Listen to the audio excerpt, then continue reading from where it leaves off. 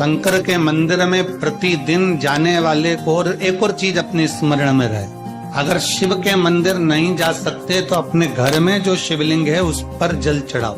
आप अपने शंकर के घर में शिवलिंग पर भी जल नहीं चढ़ा पा रहे हो तो किसी बेलपत्री का वृक्ष हो, उस वृक्ष के नीचे भी जल चढ़ाओ। कभी भगवान शंकर की बड़ी करुणा हो जाए, भगवान शंकर की बड़ी उदारता हो जाए, भगवान शंकर की बड़ी कृपा हो जाए, भगवान शंकर जिस दिन तुम्हारे ऊपर बड़ी कृपा कर दे, किसी सोमवार को 3 नियम बना लो। जिस दिन मेरा भोले बाबा तुम पर कृपा कर दे उस दिन सोमवार का एक नियम बना कि महीने का एक सोमवार मुझे ऐसा करना है, 3 नियम धारण करना है महीने के सोमवार को।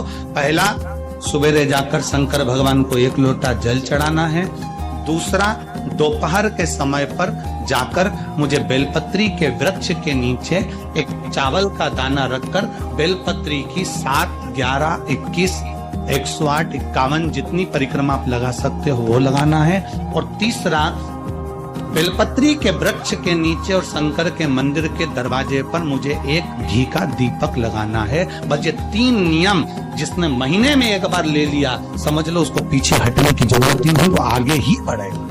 महीने के किसी एक सोमवार का ऐसा नियम बना लो कि मुझे 3 नियम धारण करना है। महीने के किसी भी एक सोमवार को, हम ये नहीं कहेंगे कि तुम सोमवार 5 पढ़ रहे हैं तो 5 को करो, 4 पढ़ रहे हैं तो 4 को करो, 3 पढ़ रहे हैं तो 3 को करो। तुम तो महीने एक सोमवार का नियम बना। और मेरी जीजियों से, मेरी बेटियों से जो विदेश में रह रही हैं, जो कहीं बाहर रह रही हैं, कहीं बड़े शहर में रह रही हैं, जो रोज मंदिर नहीं जा सकते, हर किसी महीने के एक सोमवार को भी ये नियम निर्धारण कर सकते, तो उनसे कहेंगे कि 3 महीने में एक सोमवार का नियम बना लो। 3 महीने में नहीं बना सकते तो 6 महीने में एक सोमवार का नियम बना लो। और 6 महीने में नहीं बना सकते तो 1 साल में एक सोमवार का ऐसा नियम बना लो कि मैं साल का एक सोमवार ऐसा रहूंगी कि सुबह सोमवार के दिन मंदिर में जाकर जल चढ़ाऊंगी, दोपहर में जाकर बाबा को एक अक्षत का दाना रखकर, अक्षत का मतलब है कि बाबा मेरी दिनों दिन उन्नति करना।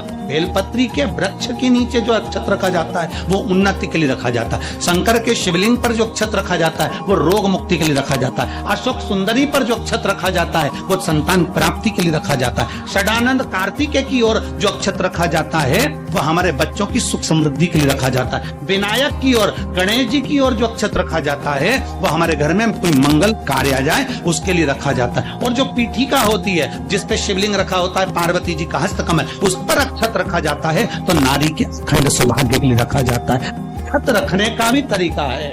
एक चावल का दाना कहाँ रखा जाता है, क्यों रखा जाता है, कैसे रखा। अब कई लोग कहते हैं गुरुजी ये शिव महापुराण में आप ये नियम बताते हो, तरीका बताते हो। हम तो उनसे कहेंगे डॉक्टर के पास जाओगे तो डॉक्टर भी गोली लिखकर ये नहीं कह देगा कि ये सारी गोली एक साथ खा जा। डॉक्टर भी कहेगा ये गोली सुबह खाना है, ये गोली शाम को खाना है, ये गोली दोपहर में खाना, ये गोली भूखे रहकर खाना। बोलो सही है कि गलत है। ये रात्रि को खाना खाने के बाद खा लेना, ये खाना खाने के पहले, ये नाश्ते के पहले। और सुनो, ये दवाई, ये वाली पीछे वाली जो दवाई लो ना इसको दूध से लेना, ये वाली जो दवाई लो ना इसको पानी से लेना। और सुनो, ये डब्बी है इसको पानी में मिलाकर फिर पीना। दवाई लेने का भी तरीका है, उसी तरह शिव महापुराण में एक का भी तरीका है, एक बेलपत्री का भी तरीका। कई लोग कहते हैं गुरुजी आप ये तरीका बताते हो शिव पुराण के माध्यम से, कई लोगों के मन में संशय जागता है। तो अगर हम एक साथ चावल चढ़ा दे तो उसका क्या तरीका। तो हमारा निवेदन है डॉक्टर जो दवाई ले एक ही बार में निपटा जाए। दवाई एक बार में पूरी खा गए असर नहीं करेगी, इसमें डॉक्टर का कोई दोष नहीं है। उसने तो बताया था ऐसे लेना, ऐसे लेना। और तुमने, मैं डॉक्टर साहब ने पूछा दवाई पूरी ली, शाम की दवाई भूल गई थी, सवेरे की दवाई भूल गई थी, ये दवाई भूल गई थी। डॉक्टर कहेगा हमने तो नियम बताया था, तबने नहीं खाई तो असर कहां से करेगी।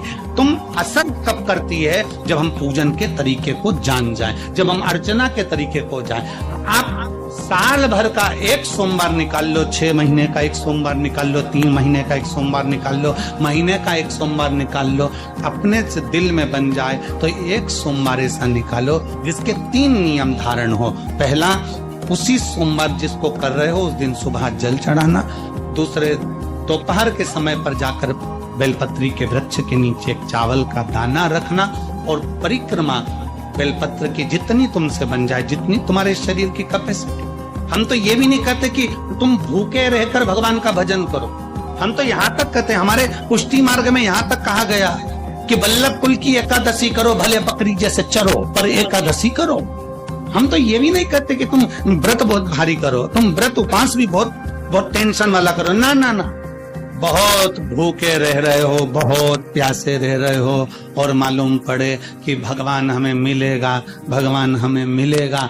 भगवान कहता है कि देख भाई, मैं भी भूखा नहीं रहता, तू भी भूखा मत रहे। मैं भी चकाचक रहता हूं, तू भी चकाचक रहे। मैं भी अपने, और भगवान शंकर तो ये भी कहते हैं कि अपना परिवार में मत छोड़ो। मेरे पास में पार्वती भी, एक ही देवता है जो विद फैमिली मंदिर में बैठता। शंकर जी हैं तो गणेश जी हैं तो कार्तिकेय जी हैं तो नंदी है, सब मंदिर के अंदर चाहिए। शंकर भगवान अपने पूरे परिवार के साथ। शंकर जी तो ये कहते हैं अकेले तुम क्यों रहते हो। शिव जी की एक बात अपने ध्यान में रखना, कितनी सुंदर बात है शंकर भगवान की, बहुत ध्यान में रखिएगा। 33 कोटि देवता में केवल एक देवादिदेव महादेव एक ऐसे हैं, अगर उनको बुलाना है, शंकर जी कहते हैं कि मुझे बुलाने के लिए मेरा सारा परिवार आमंत्रित करना पड़ेगा। सारा परिवार आएगा तो मैं अकेला नहीं, मेरे साथ बुद्धि का देव गणेश भी आएगा, तो रिद्धि और सिद्धि भी आएगी, षडानंद कार्तिकेय भी आएंगे, तो अखंड सौभाग्य देने वाली गौरा पार्वती भी आएगी। वो सब आमंत्रित। शिव जी कभी नहीं कहते कि तुम परिवार छोड़ दो, शंकर जी कभी नहीं